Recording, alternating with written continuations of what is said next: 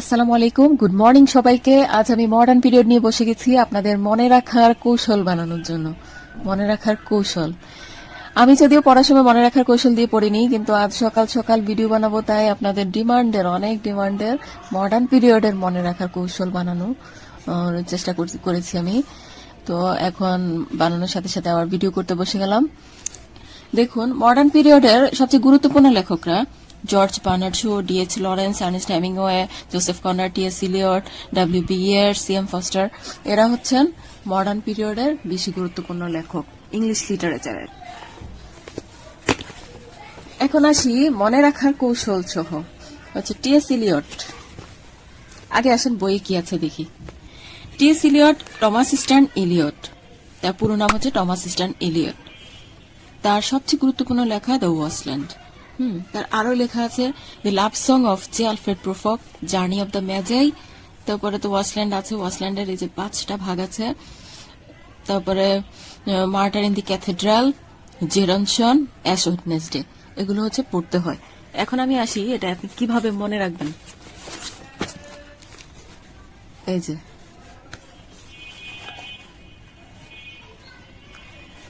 T.S.. Eliot, Eliot থেকে idiot বানিয়েছি আমি। ইডিয়ট প্রফক, প্রফক হচ্ছে একটা ইডিয়ট। ইডিয়ট প্রফক ওয়েস্টল্যান্ডে থাকতো। সে প্রতি ওয়েডনেসডেতে অ্যাশ অর্থাৎ ঐশ্বরিয়া অ্যাশকে নিয়ে ঘুরতে যেত। রানী ক্যাথেড্রাল তাকে বাধা দেয়, বাধা দিলে সে তাকে হত্যা করে। কিন্তু এই যে রানীকে সে হত্যা করলো, তার জন্য বার্ধক্যে অর্থাৎ জেরনসন মানে বার্ধক্যে এর জন্য তার খুবই অনুতাপ হয়। তাই সে পাপ মোচনের জন্য তীর্থযাত্রা করে। তীর্থযাত্রা হচ্ছে journey of the মেজাই। Journey of the মেজাই মানে হচ্ছে তীর্থযাত্রা করা। এটা আবার রবীন্দ্রনাথ তীর্থযাত্রা নামে হচ্ছে লিখেছিলেন, এটার অনুবাদ করেছিলেন। এখন আমরা আসি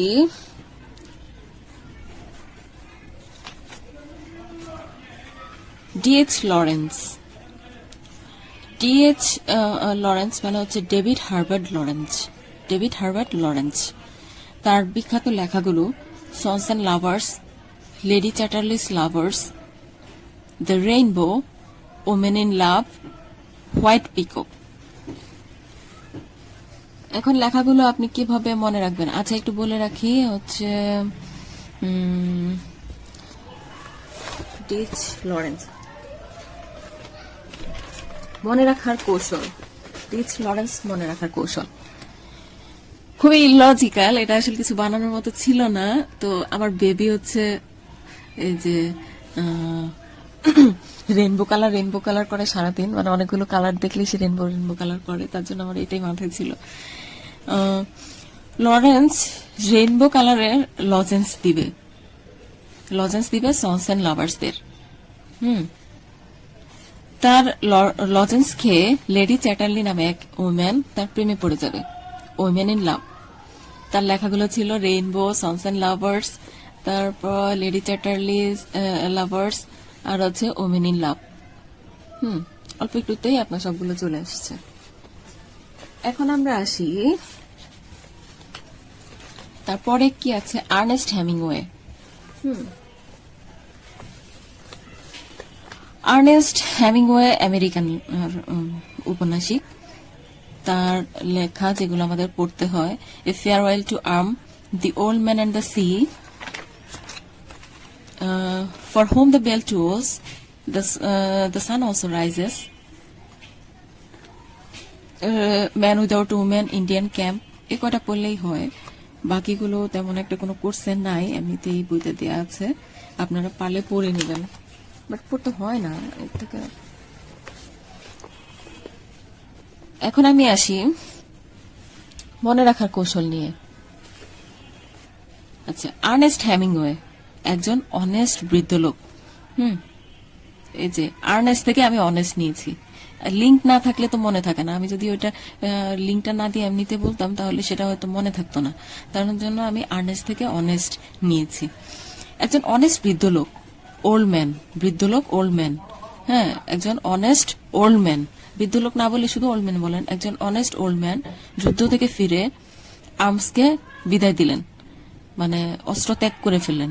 আর্মসকে বিদায় দিয়ে এই যে ফেয়ারওয়েল টু আর্মস লেখা ছিল। আর্মসকে বিদায় দিয়ে তারপর তিনি ইন্ডিয়ান ক্যাম্পে চলে গেলেন।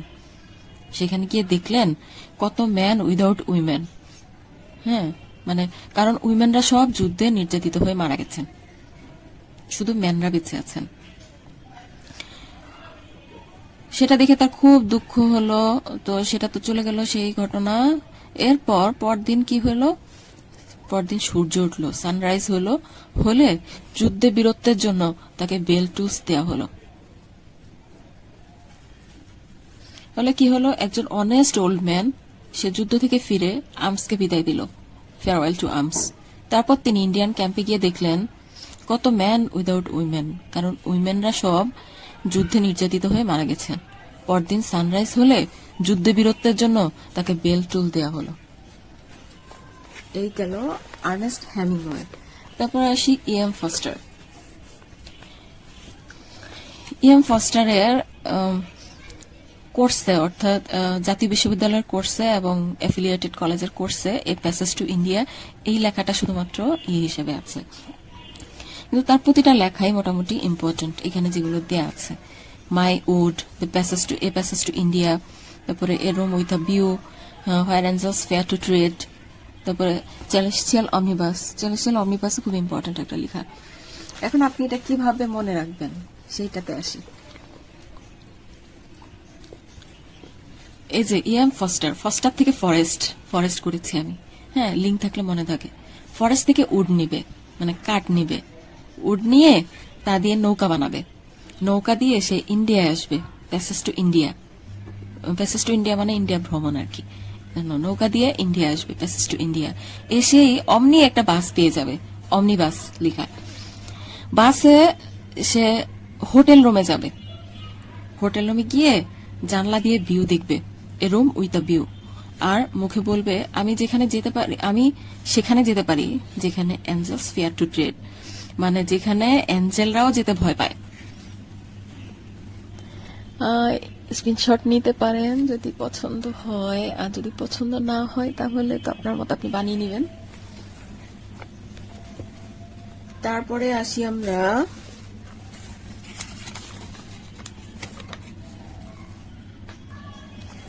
আমরা George Bernard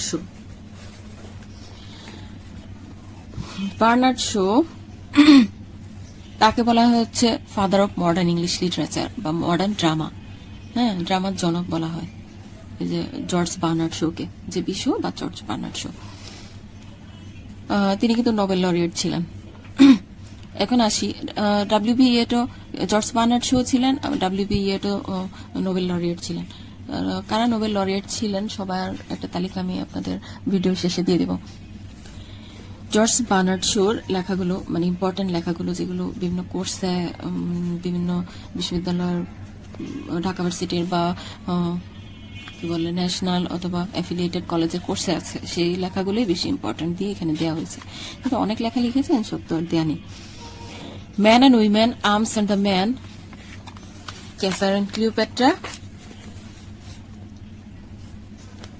doctors dilemma, S T. John of Arc, major Barbara, you never can tell, তারপরে philanderer, the apple cart, widower's house, Candida, devil's disciple, তারপরে পিগমেলিয়ন, এগুলো তার বেশি ইম্পর্টেন্ট লেখা। এখন আমি আসি, এগুলো আপনি কিভাবে মনে রাখবেন। হ্যাঁ, সবাই এটাই চায় যে কিভাবে মনে রাখবো। জর্জ বার্নার্ড শো থেকে শো নিয়েছি। বার্নার্ড শো নিজেকে man and Superman, arms and the man হিসেবে শো করতেন। হ্যাঁ, কি হতো, ম্যান অ্যান্ড উইমেন এবং আর্মস অ্যান্ড দ্য ম্যান হিসেবে শো করতেন, কারণ তিনি ক্লিওপেট্রার প্রেমে পড়েছিলেন, ওই যে ক্যাসার অ্যান্ড ক্লিওপেট্রা। কিন্তু মেজর বারবারা, যিনি ছিলেন এস.টি. জন অফ আর্ক, তিনি মনে মনে ছিলেন একজন ডেভিলস ডিসিপল। তাই সে ক্লিওপেট্রাকে বলেছে তিনি যেন বার্নার্ড শোকে ভালো না বাসেন, কারণ বার্নার্ড শো একজন ফিলান্ডারার, মানে দুশ্চরিত্র। সে ক্যান্ডিডা পিগমেলিয়নকেও ভালোবাসার কথা বলে। এই কথা তুমি যেন কাউকে বলো না, মানে ইকে বলে ক্লিওপেট্রাকে বলে দেয় যে এই কথা তুমি যেন কাউকে বলো না, ইউ নেভার ক্যান টেল। তুমি কাউকে বলতে পারবে না। তার চেয়ে তুমি অ্যাপল কার্ডে করে নিরাপদে উইডোয়ার্স হাউসে চলে যাও, যেন তোমাকে বার্নার্ড শো খুঁজে না পায়। কি হলো তাহলে? স্ক্রিনশট নিতে পারেন যদি পছন্দ হয়। তারপরে সে ডাব্লিউবি ইয়েট। ডাব্লিউবি ইয়েটের পুরো নাম হচ্ছে উইলিয়াম বাটলার ইয়েট। তিনি আইরিশ পোয়েট ছিলেন, আয়ারল্যান্ডের ন্যাশনাল পোয়েট।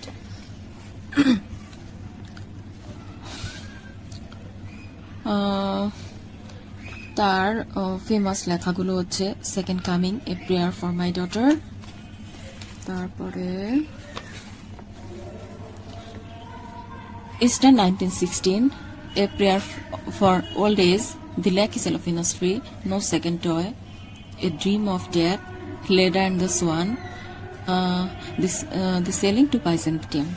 সবগুলা লেখাই বিভিন্ন কোর্সে না, একটা কোর্সই আছে ডাব্লিউবি এটার উপরে, সেইখানে সবগুলো লেখাই আছে। তারপরে আসি কিভাবে আপনি মনে রাখবেন। সবাই এটার জন্য বসে থাকেন। এখন আসি ডাব্লিউবি এট কিভাবে মনে রাখবেন। যেটা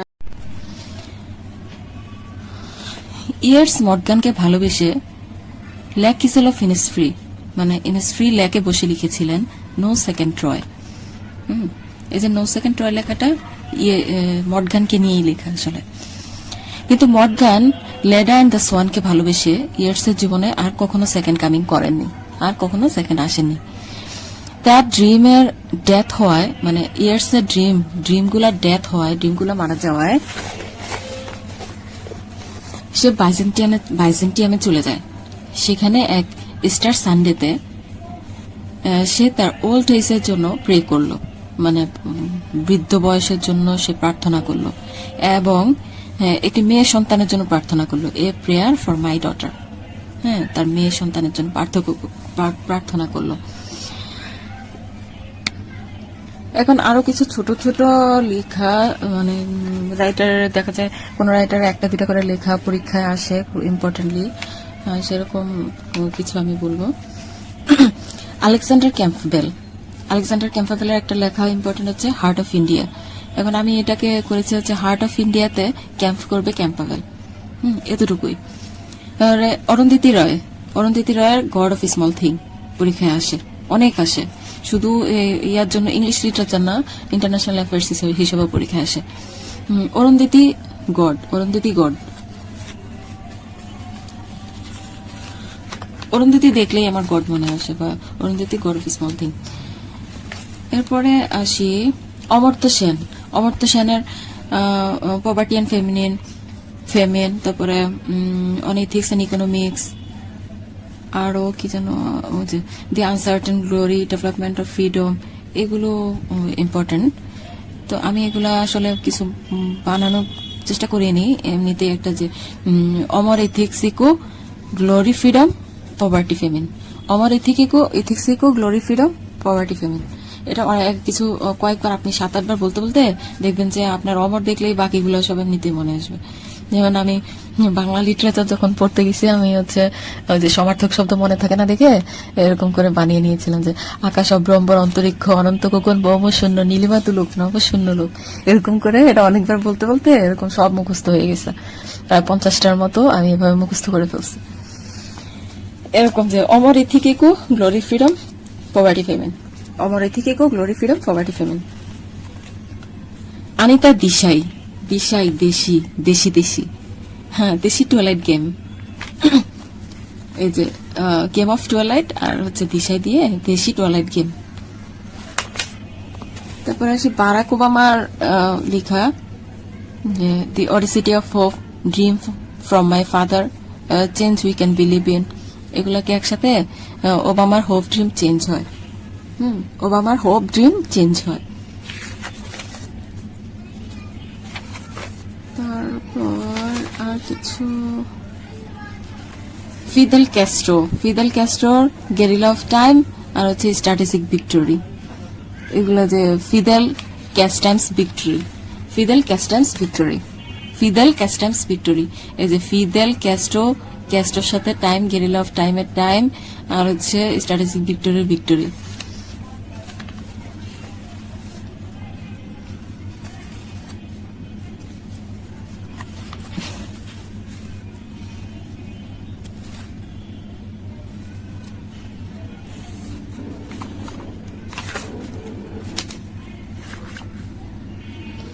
এখানে হ্যারল্ড পিন্টারের বার্থডে পার্টি দ্য রোম, এই দুইটা লেখা পড়তে হয়।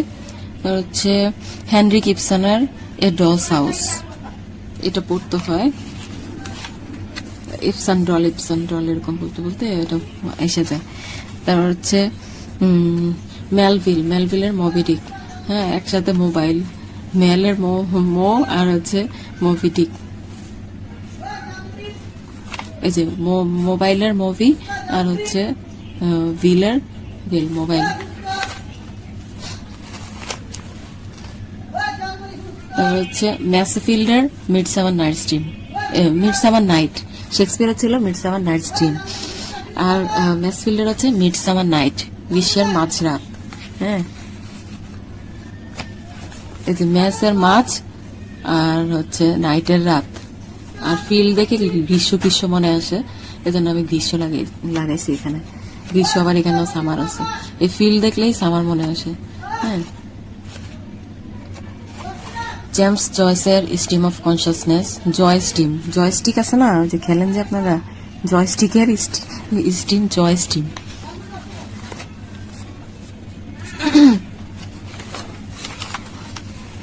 জোসেফ কনরাডের heart of darkness, lord Jim a tale, rover, আর হচ্ছে এ টেল ইন 2 পার্টস, এগুলো একটু ইম্পর্টেন্ট। তবে হার্ট অফ ডার্কনেস আর হচ্ছে লর্ড জিম এ টেল, এই দুইটাই বেশি পরীক্ষায় আসে, কারণ এই দুইটা ওই যে বললাম যে ভার্সিটির কোর্সে আছে, তার জন্য পরীক্ষায় আসে। ধন্যবাদ এই পর্যন্ত। আজ এই যে কায়সার হামিদুল হক, বাংলাদেশের রাইটার কায়সার হামিদুল হকের ওডিন দ্য লুঙ্গি, এটা ইম্পর্টেন্ট। তিনি যে লুঙ্গির বর্ণনা দিয়েছেন, টেম্পেস্টাস লুঙ্গি, পুরা কবিতাটাই লুঙ্গি নিয়ে, খুব মজার, রোমান্টিক। আবুল কালাম আজাদের ইন্ডিয়া উইন্স ফ্রিডম, তারপরে মনিকা আলীর ব্রিক লেন, পরীক্ষায় আসে। মার্শাল ম্যাকলুহানের গ্লোবাল ভিলেজ তো আপনারা জানেনই। ধন্যবাদ এই পর্যন্ত। আমি ভিডিওটা আর বাড়াতে যাচ্ছি না। আপনাদের যদি আরো কিছু রিকোয়ারমেন্ট থাকে জানাবেন আমাদের, আমরা সেই অনুযায়ী চেষ্টা করবো ভিডিও দেওয়ার জন্য।